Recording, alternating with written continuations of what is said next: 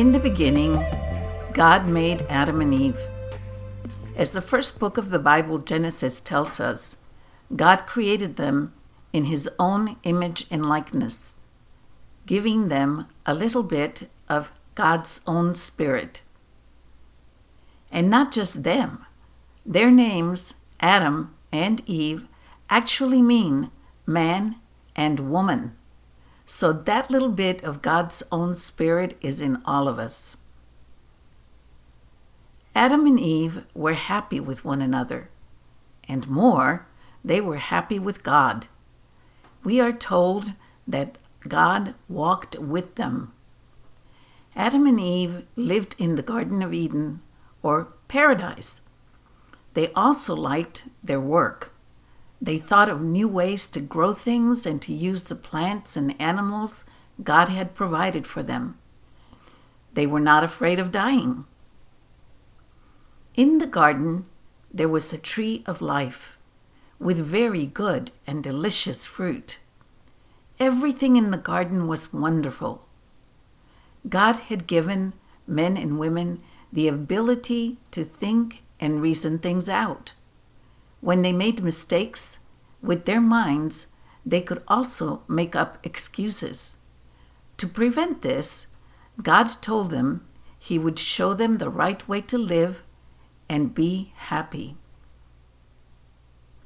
As a sign of this, God placed another special tree in the garden, the tree of knowledge of good and evil.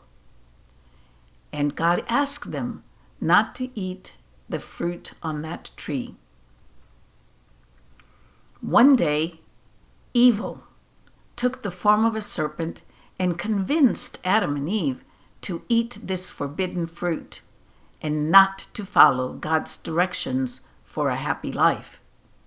God's enemy convinced them that they were not really like God, but they could become gods and decide for themselves what was good and evil. When they ate the fruit, they realized they had done something wrong. They felt guilty, but they did not ask for forgiveness.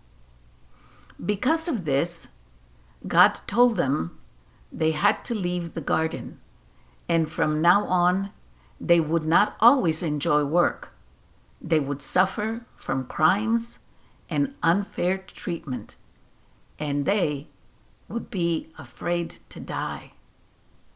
But God also promised that one day all suffering would end, that the serpent, evil, would be crushed, and that all who remained faithful to God would live just like they had when they enjoyed life in the garden.